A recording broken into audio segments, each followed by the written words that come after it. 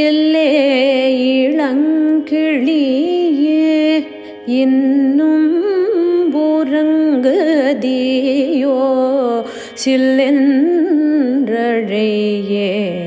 மீன் நங்கை மீர் போதர்கின்றேன் வல்லை உன் கட்டுரைகள் பண்டே உன் வாயறிதும் வல்லீர்கள் நீங்களே நானேதான் ஆயிடுக ஒல்லை நீ போதாய் உனக்கென்ன வேறுடையை எல்லாரும் போந்தாரோ போந்தார் போந்தெண்ணிக்குள் வல்லானை கொன்றானை மாற்றாரை மாற்றடிக்க வல்லானை மாயனை பாடேலோர் எம்பாவாய். எல்லே அப்படின்ற வார்த்தை எலே அப்படின்னு இன்னைக்கும் திருநெல்வேலி பக்கம் வழக்கில் இருக்கு கூப்பிடுறது. எல்லே அப்படின்னா ஆச்சரியமான விஷயம். எல்லே என்ன ஆச்சரியம்? இளங்கிளியே உன்னை எழுப்பத்துக்கு நாங்கள் வந்தோம். உங்களை எழுப்ப வந்த நாங்கள் உன்னுடைய குரலை கேட்டு இளங்கிளி கிளிக்கு ஒத்தான ஒரு குரல், உனக்கு எப்பேற்பட்ட குரல், ஒரு இனிமையான குரல் அப்படின்னு ஆச்சரியப்படுவதாக இந்த தோழிமார்கள் சொல்றா. தளிர் நிறத்தால் குறைவில்லா தனிச்சிறையில் விழிப்புற்ற கிளிமொழியாள் அப்படின்னு சீதா பிராட்டியை சொல்லக்கூடியவள். தளிர் நிறத்தாலும் பந்தனத்தாலும் மென்மொழியாலும் ஒரு கிளியை ஒப்பும் சொல்லக்கூடியபடி விளங்கினாள் சீதா பிராட்டி. நீயோவெனில் நீ எப்படி இருக்க அப்படின்னா பருவத்தில் அவளையும் மிஞ்சி இருக்கிறாய் அப்படின்னு கிட்டத்தட்ட ஐஸ் வைக்கிறா. எல்லே இளங்கிளி அப்படின்ற மாதிரி இருக்க நீ. இளங்கிளியோ இல்லையே இன்னும் உறங்குறியோ, இன்னுமா தூங்கின்னு இருக்க? சில்லென்றழைமேன் உள்ள இருக்கோ சொல்றா. சில்லென்றழைமேன் டக்கு டக்குன்னு கூப்பிடாதீங்க. சில்லென்றழைமேன் அங்கமேன் போதருகின்றேன். எப்படி திருப்பி திருப்பி கூப்பிட்டே இருக்கீங்களே, மொழியால கூப்பிடுகிறீர்களே, வந்துட்டு இருக்கேன் நான். ஒல்லை நீ போதாய் உனக்கென்ன வேறுடையை. பாகவதர் கூட சேர்க்க அதுதான் பரம பாக்கியம் அப்படின்னு இருக்கும்போது சடக்கென வரணும், நீ சட்டுன்னு வரணும். உனக்கென்ன வேறுடையை, ஒல்லை நீ போதாய் உனக்கென்ன வேறுடையை. உனக்கு என்ன வேற ஒரு அபிப்பிராயம் இருக்கானா வாழ்க்கையில? வேறொரு அபிப்பிராயம் உண்டா? 5 லட்சம் பேர் நாங்கள் இங்கே நோன்பு நோக்கிறோம், அதில் நீ ஒருத்தி. உனக்கு எதனா வேறொரு அபிப்பிராயம் உண்டோ? உனக்கென்ன வேறுடையை. சாது சங்க கோஷ்டியில் புருஷார்த்தமான இந்த கோஷ்டி இது. இந்த புருஷார்த்தமான இந்த கோஷ்டிக்கு புறம்பாக வேறு எதனா அபிப்பிராயம் உனக்கு உண்டோ? இளைய பெருமாள் மாதிரி.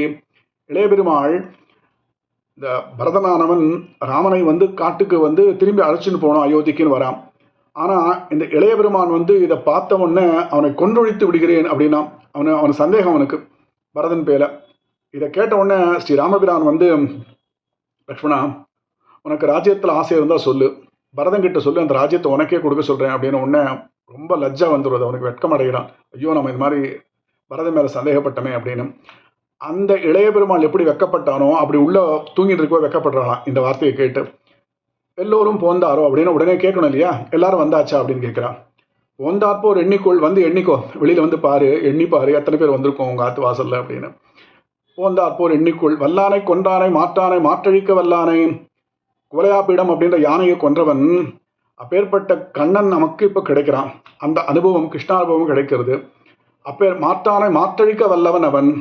எப்பேற்பட்டவன் அப்படின்னா வார்க்கடா வருவி யானை மலையின் மறுப்பினை குவடிருத்துருட்டி ஊர்கொள் தின்பாகன் உயிர் செகுத்தரங்கில் மல்லரை கொன்று சூழ்பரன் மேல் போர்க்கடா வரசற் புறக்கிடமாட மீமிசை கஞ்சனை தகர்த்த சீர்கோள் சிற்றாயன் திருச்செங்குன்றூரில் திருச்சட்டங்கள் சார்வே அப்படின்னு ஆழ்வார் சொன்ன மாதிரி அப்பேற்பட்ட மல்லரை கொண்டவன், கோலாபிடம் என்ற யானையை கொண்டவன், கம்சனையே பதம் பண்ணவன், அப்பேற்பட்ட அருஞ்செயல்களை செய்த வல்லானை மாற்றானை மாற்றழிக்க வல்லானை மாயனை பாடணும். அந்த பேர்பட்ட மாயனவன் அப்பேற்பட்ட மாயனை பாடவும் வரக்கூடாதா அப்படின்ற மாதிரி நம்முடைய வெற்றி இதான் பெரிய வெற்றி. இதை நம்ம கொண்டாடணும், அவனை பாடணும், அதுக்காக வா அப்படின்னு. ஆண்டாளுடைய இந்த பாட்டில் சில விஷயங்கள் மறைபொருளாக இருக்கும், மறைந்திருக்கும். அந்த மறைந்திருக்கும் பொருள் என்ன அப்படின்றதையும் நம்ம அனுபவிக்கணும். அது பாகவத கிருத்தியம் அப்படின்னு பேர். இந்த பாசுரத்தில் முக்கியமான விஷயம் இது. எப்படின்னா எல்லே இளங்கிளியே அப்படின்னு சொல்லும்போது ஆண்டாள் என்ன சொல்கிறா அப்படின்னா, வைஷ்ணவ பாகவதர்களை பார்க்கறதும் அவருடைய குரலை கேட்கறதும் அப்பேற்பட்ட ஒரு ஒரு பாக்கியம் அது, பரம பாக்கியம் அது அப்படின்றா.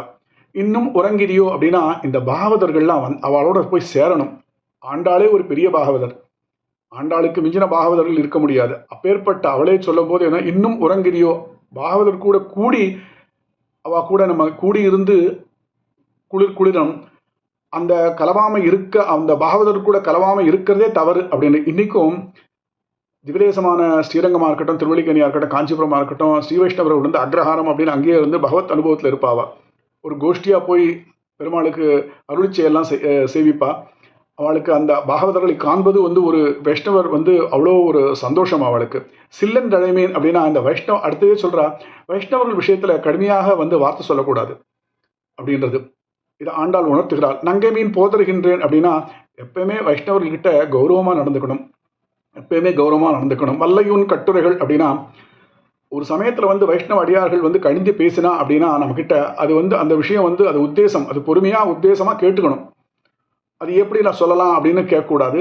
அவள் நம்மளுடைய நல்லதுக்கு தான் சொல்கிறா அப்படிங்கிறதுக்காக அந்த பொறுமையாக கேட்டுக்கணும். வல்லீர்கள் நீங்களே நானே தான் ஆயிடுக அப்படின்னா வைஷ்ணவர்களுக்கு வந்து பிற குற்றத்தையும் தன் குற்றமாக பார்க்கக்கூடியவர்கள் அவர்கள்.